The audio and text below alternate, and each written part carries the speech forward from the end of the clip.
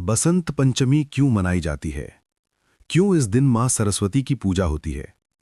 सृष्टि के आरंभ में जब अंधकार ही अंधकार था, जब मौन ही मौन था, जब कोई शब्द नहीं था, कोई स्वर नहीं था, कोई ज्ञान नहीं था, तब भगवान ब्रह्मा ने इस संसार की रचना की थी। लेकिन क्या आप जानते हैं कि उस समय यह संसार कितना निर्जीव, कितना नीरस, कितना उदास था? आज मैं आपको वो कहानी सुनाने जा रहा हूं जो शायद आपने पहले कभी इस तरह नहीं सुनी होगी। ये कहानी है मां सरस्वती के अवतरण की। ये कहानी है बसंत पंचमी के महत्व की। ये कहानी है उस दिन की जब इस धरती पर पहली बार ज्ञान का प्रकाश फैला था। नमस्कार प्यारे दर्शकों। दोस्तों, आज हम एक नई कहानी और एक नया वीडियो लेकर आपकी सेवा में उपस्थित हुए हैं। आज की कथा अत्यंत ज्ञानवर्धक और प्रेरणादायक है। कथा शुरू करने से पहले आपसे एक विनम्र निवेदन है। शास्त्रों में कहा गया है कि अधूरी छोड़ी गई कथा दुख और पाप का कारण बनती है। इसलिए इसे अंत तक अवश्य सुनें। और अगर आप अपनी मां से सच्चा प्रेम करते हैं तो इस वीडियो को लाइक करें, हमारे चैनल को सब्सक्राइब करें और कमेंट में मां लिखकर अपना समर्थन दें। तो आइए बिना किसी विलंब के आरंभ करते हैं आज की प्रेरणादायक कथा। जब ब्रह्मा जी ने सृष्टि की रचना की तो उन्होंने सोचा था कि वे एक अद्भुत संसार बनाएंगे। उन्होंने पर्वत बनाए, नदियां बनाई, वृक्ष बनाए, पशु पक्षी बनाए और अंत में मनुष्य की रचना की। लेकिन जब उन्होंने अपनी रचना को देखा तो उनका हृदय भारी हो गया। क्यों? क्योंकि उनकी रचना में कुछ कमी थी, कुछ ऐसा जो इस सृष्टि को पूर्ण नहीं बना पा रहा था।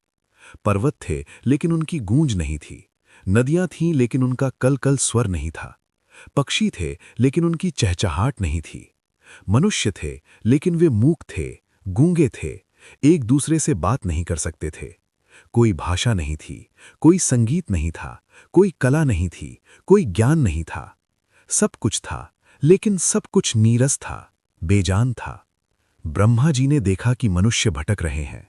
वे अपने मन की बात दूसरों तक नहीं पहुंचा सकते, वे अपनी भावनाओं को व्यक्त नहीं कर सकते। माता अपने बच्चे को प्यार करना चाहती है लेकिन कह नहीं सकती।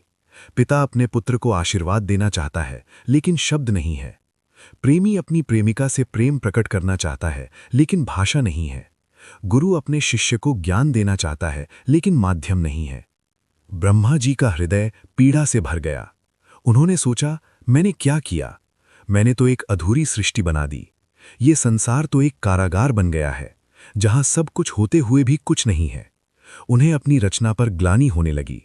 वे व्याकुल हो गए, उनकी आंखों में आंसू आ गए। एक पिता की तरह जिसका बच्चा बोल नहीं सकता, वैसे ही ब्रह्मा जी का हृदय दुखी हो गया। ब्रह्मा जी अपनी पीड़ा को अधिक समय तक सहन नहीं कर सके। उन्होंने निर्णय लिया कि वे भगवान विष्णु के पास जाएंगे और उनसे इस समस्या का समाधान मांगेंगे। ब्रह्मा जी क्षीरसागर की ओर चल पड़े, जहां भगवान विष्णु शेषनाग की शैया पर विराजमान थे और माता लक्ष्मी उनके चरणों की सेवा कर रही थीं। जब ब्रह्मा जी वहां पहुंचे तो उनका चेहरा उतरा हुआ था, उनकी आंखें नम थीं। भगवान विष्णु ने तुरंत समझ लिया कि कुछ गंभीर समस्या है। उन्होंने पूछा, ब्रह्मदेव, आप इतने व्याकुल क्यों हैं? क्या हुआ? ब्रह्मा जी ने अपनी व्यथा सुनाई।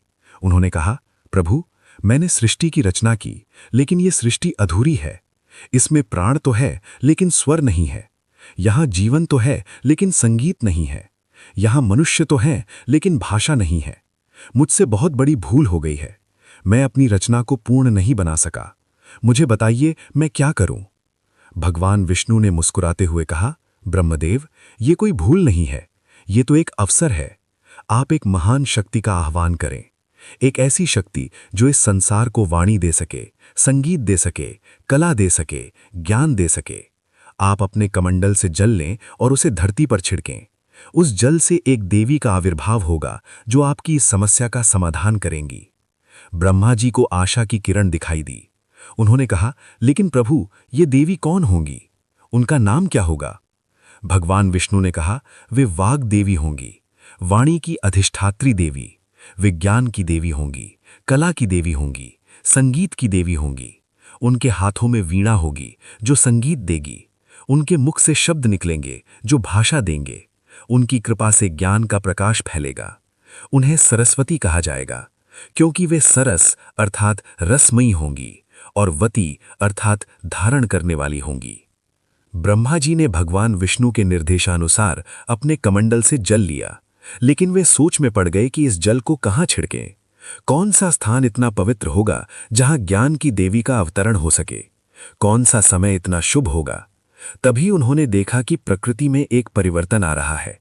सर्दी की कड़ाके की ठंड धीरे धीरे कम हो रही थी। पेड़ों पर नए पत्ते आने लगे थे, फूल खिलने लगे थे, हवा में एक मधुर सुगंध फैल रही थी।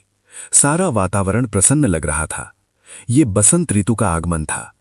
ब्रह्मा जी ने सोचा, यही सही समय है जब प्रकृति स्वयं नया जीवन ले रही है, जब चारों ओर उल्लास है, जब सब कुछ नया हो रहा है, तब ज्ञान की देवी का अवतरण होना चाहिए।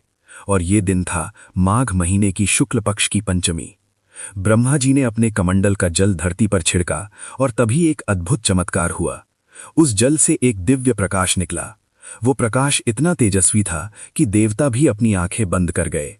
धीरे धीरे वो प्रकाश एक रूप लेने लगा और उस प्रकाश से एक अत्यंत सुंदर, दिव्य, तेजस्वी देवी का आविर्भाव हुआ।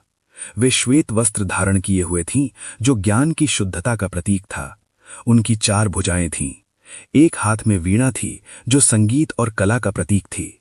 दूसरे हाथ में पुस्तक थी, जो ज्ञान का प्रतीक थी। तीसरे हाथ में माला थी, जो ध्यान और एकाग्रता का प्रतीक थी। और चौथे हाथ में कमल था, जो पवित्रता का प्रतीक था। उनके साथ एक हंस था, जो विवेक का प्रतीक था, जो दूध और पानी के मिश्रण से केवल दूध पी सकता था, पानी छोड़ देता था। वैसे ही एक ज्ञानी व्यक्ति सार और असार में भेद कर सकता है। वो सत्य को पहचान सकता है, असत्य को त्याग सकता है। 4 भुजाएं 4 दिशाओं का प्रतीक है। ये दर्शाता है कि ज्ञान सर्वव्यापी है। ज्ञान की कोई सीमा नहीं है। मां सरस्वती सभी दिशाओं में ज्ञान का प्रकाश फैलाती हैं। तो ये थी कहानी मां सरस्वती की। ये थी कहानी बसंत पंचमी की। मां सरस्वती ने इस संसार को वाणी दी, संगीत दिया, कला दी, ज्ञान दिया। उन्होंने इस नीरस संसार को रसमय बना दिया। उन्होंने इस मूक संसार को स्वर दिया।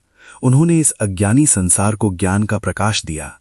तो आइए इस बसंत पंचमी पर हम सब मिलकर मां सरस्वती से प्रार्थना करें, उनसे ज्ञान मांगें, विवेक मांगें, शक्ति मांगें, लेकिन साथ ही विनम्रता भी मांगें, करुणा भी मांगें, प्रेम भी मांगें। क्योंकि ज्ञान तभी सार्थक है जब उसके साथ प्रेम हो, करुणा हो, मानवता हो। ओम सरस्वत्यै नमः। जय मां शारदे, जय मां सरस्वती।